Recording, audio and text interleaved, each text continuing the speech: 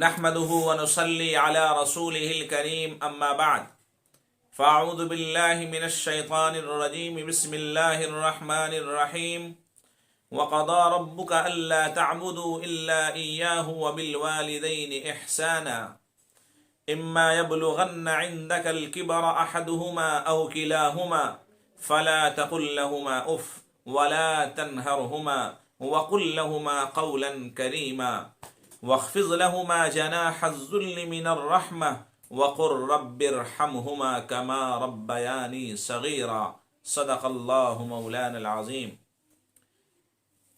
محترم حضرات، انسانوں کے اوپر والدین کے حقوق بہت اہمیت کے حامل ہیں۔ جب انسان کے سامنے ان کے ماں باپ میں سے دونوں یا کوئی ایک بڑھاپے کی عمر کو پہنچ جائے تو انسان کو چاہیے کہ ان کے سامنے عاجزی کے ساتھ، انکساری کے ساتھ، خوش اخلاقی کے ساتھ، خندہ پیشانی کے ساتھ پیش آوے، کبھی بھی ان کو اف تک نہ کہے اور ہمیشہ ان کی فرما برداری کا، ان کی اطاعت شعاری کا، ان کی تابعداری کا خیال رکھے، اور جب وہ دنیا سے رخصت ہو جائیں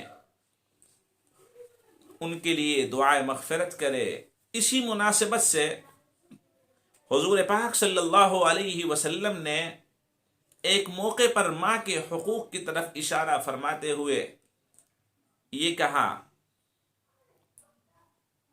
کہ ماں کا درجہ بہت زیادہ ہے، ان کے قدموں کے نیچے جنت ہے، ماں جنت ہے، باپ جنت کا دروازہ ہے، ڈور ہے۔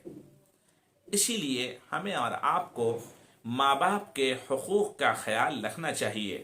بعض مفسرین نے، محدثین نے، متکلمین نے، شریعت کو جاننے والے لوگوں نے ماں باپ کے 14 حقوق بتلائے ہیں۔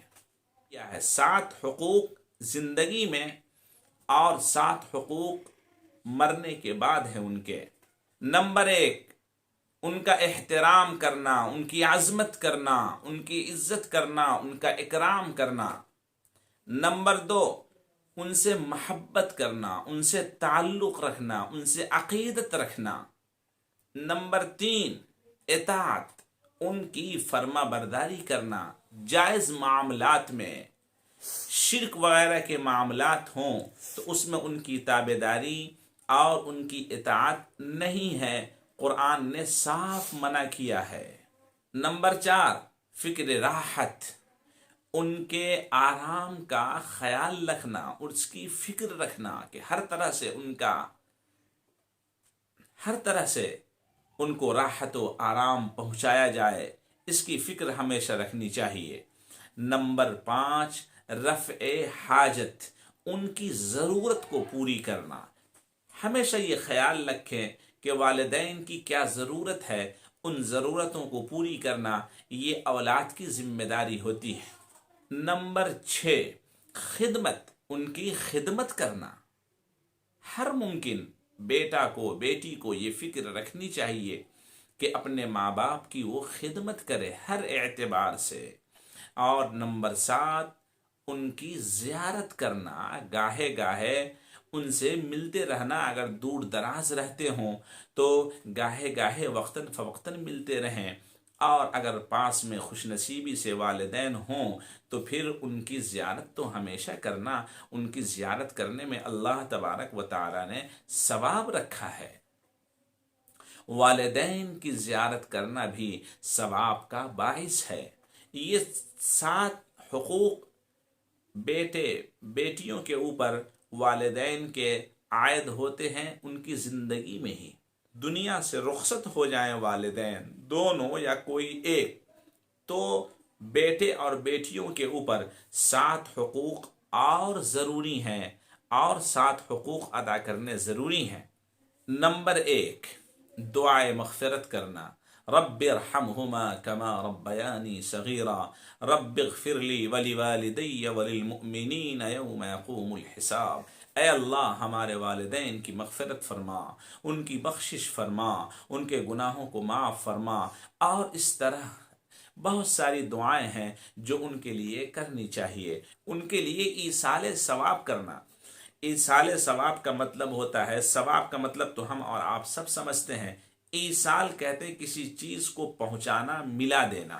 ایصال ثواب، ثواب کو پہنچانا، یعنی ان کے نام پر غریبوں کو کھانا کھلانا، ننگوں کو کپڑا پہنانا، ان کے نام پر صدقات کرنا، خیرات کرنا، ان کے نام پر کسی کو دینا، کسی چیز میں، مسجد بنانے میں، مدرسے بنانے میں، مکتب بنانے میں، عیدگاہ کے بنانے میں، 1 اینٹ 10 اینٹیں، 1000 اینٹیں، 10 مزدوریں، یا 10,000 روپئے دینے، یہ سب ایصال ثواب میں آتا ہے.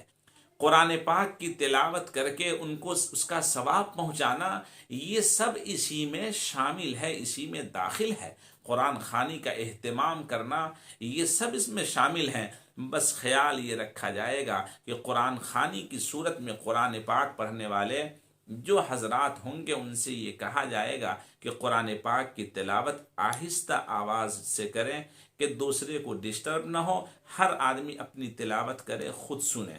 ایسا نہ ہو کہ بہت تیز بلند آواز سے قرآن پاک کی تلاوت کی جائے اور قرآن کی بے ادبی ہو جائے. اس چیز سے ان کو منع کرنا چاہیے، روکنا چاہیے.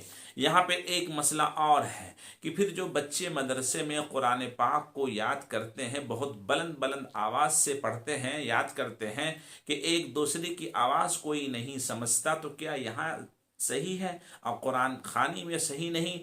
تو اس کا مسئلہ یہ ہے کہ وہاں قرآن پاک کو یاد کرنے کا ذریعہ ہے وہ، کہ اگر اس طرح نہیں کیا جائے گا تو قرآن پاک سینے میں آنا مشکل ہوگا. قرآن خوانی کرنے میں یہ صورت نہیں ہے کہ قرآن پاک کو یاد کرنا مسئلہ ہو، بلکہ یہاں مردے کے ایصال ثواب کے لیے قرآن پاک پڑھا جاتا ہے، تو یہاں وہ چیز داخل نہیں. لہذا یہاں مسئلہ یہ ہے کہ قرآن پاک پڑھنے والے 10 20 25 50,000 جو بھی حضرات ہوں، یہ سب آہستہ تلاوت کریں، اور پھر آخر میں یا پہلے ہی یہ نیت کر لے کہ ہم یہ قرآن پاک کی تلاوت کر رہے ہیں، اے اللہ اس میں جو غلطیاں کوتاہیاں ہو گئی ہوں اس کو معاف فرما، اور اس کا ثواب فلانے مردے کو، فلانے مرحوم کو یا مرحومہ کو پہنچا دے. اس طرح سے کہہ دیں تو بعد میں دعا اجتماعی کرنے کی کوئی ضرورت نہیں، اللہ پہلے ہی ثواب اس کا پہنچا دے گا. بہت سارے لوگ قرآن پاک کی اس طرح تلاوت کر کے ایصال ثواب کرنے کو بدعت کہتے ہیں، اور کچھ جاہل لوگ ہوتے ہیں وہ کہتے ہیں یہ تو شرک ہی ہے. ان کو یہ بھی معلوم نہیں کہ بدعت میں اور شرک میں کیا فرق ہے. بہرکیف اس کے اوپر ایک الگ سے ویڈیو ہم بنائیں گے اور اس میں پورے مسئلے کو واضح کر دیں گے کہ قرآن خوانی کرنا صحیح ہے یا نہیں صحیح ہے. قرآن پاک کو پڑھنے کے بعد مردے یعنی مرحوم کے نام سے، مرحومہ کے نام سے ایصال ثواب کرنا یہ درست ہے یا نہیں ہے. انشاءاللہ ہم اس کے اوپر ایک الگ ویڈیو بنا کر آپ کی خدمت میں پیش کریں گے. یہاں ایک مسئلہ آ گیا تھا تو ہم نے واضح کر دیا. مسجد بن رہی ہے، تعمیر ہو رہی ہے، ہم 10 لاکھ روپے خرچ نہیں کر سکتے مرحوم کے نام سے. 1 اینٹ تو دے سکتے ہیں، 10 اینٹ تو دے سکتے ہیں مرحوم کے نام سے، 10 اینٹ اس میں دے دیں. اور جب تک مسجد رہے گی اللہ کے بندے اس میں عبادت کرتے رہیں گے اللہ کی، اس مرحوم کو، اس مرحومہ کو اس کا ثواب ضرور پہنچتا رہے گا. اکرام و اعزاز اور اہل قرابت، دوست احباب کا اکرام کرنا، عزت کرنا. جو لوگ ان کے دوست ہوں، ان کے احباب ہوں، اعزاء اقارب ہوں، ان کی وفات کے بعد ان دوستوں کا، ان کے احباب کا، رشتہ داروں کا احترام کرنا، عزت کرنا، ان کی عظمت کو مد نظر رکھنا، یہ بھی ماں باپ کے مر جانے کے بعد، ان کے مرنے کے بعد کے 7 حقوق میں سے آتے ہیں. اسی طرح اعانت اہل قرابت و احباب.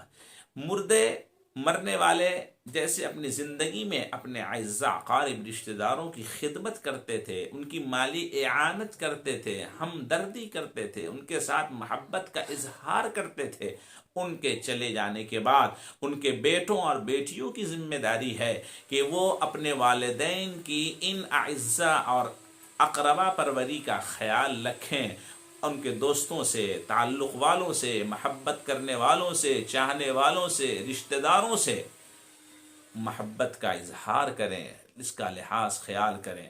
نمبر 5، ادا دین و امانت۔ اگر مرحوم یا مرحومہ دنیا سے رخصت ہو گئے ہوں، بیٹے بیٹیوں کی ذمہ داری ہے کہ اگر ان کے اوپر کسی کا قرض ہے یا دین ہے یا امانت ہے ان کے سپرد رکھی ہوئی ہے، وہ ان کو ان کے حوالے لوٹا دے۔ جن کی امانت رکھی ہوئی ہے یا جس کا قرضہ ان کے اوپر ہے وہ ادا کر دے۔ یہ بیٹے بیٹیوں کی ذمہ داری ہے، پوچھ لے، معلوم کر لے۔ اس کا اصل مسئلہ یہ ہے کہ جب کوئی مرنے والا انتقال کر جائے تو جن کے حقوق، جن کی امانتیں، جن کا قرضہ ان کے اوپر ہے، وہ ڈائریکٹ جا کر ان کے وارثین کے سامنے اس بات کو واضح کر دے کہ مرحوم چلے گئے، مرحومہ چلی گئی، میرا اتنا قرضہ ان کے اوپر تھا یا میری امانتیں ان کے سپرد رکھی ہوئی تھی۔ سب سے بہتر طریقہ یہ ہے۔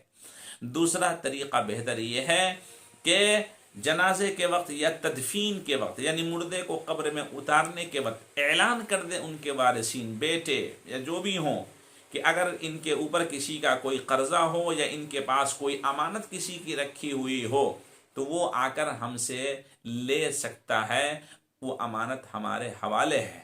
اور اس کا سب سے بہترین طریقہ یہ ہے کہ مرنے والا پہلے ہی یہ بات بتا دے اپنے وارثین کو کہ اتنا قرضہ فلاں کا ہے، یہ امانتیں فلاں کی رکھی ہوئی ہیں، اگر خدا نخواستہ میری موت آ جائے تو یہ ان کے حوالے کر دینا۔ نمبر 6، تنفیذ جائز وصیت۔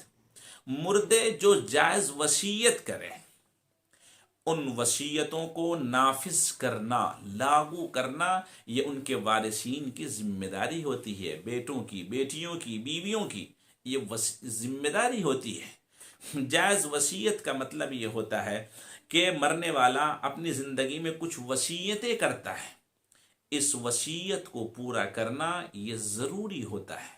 وصیت میں دو طرح کی وصیت ہے، وصیت دو طرح کی ہوتی ہے۔ کبھی کبھی مرنے والا کبھی پورے مال کی وصیت کسی خاص اولاد کو کر جاتا ہے، یہ وصیت اسلام کی نظر میں صحیح نہیں ہے۔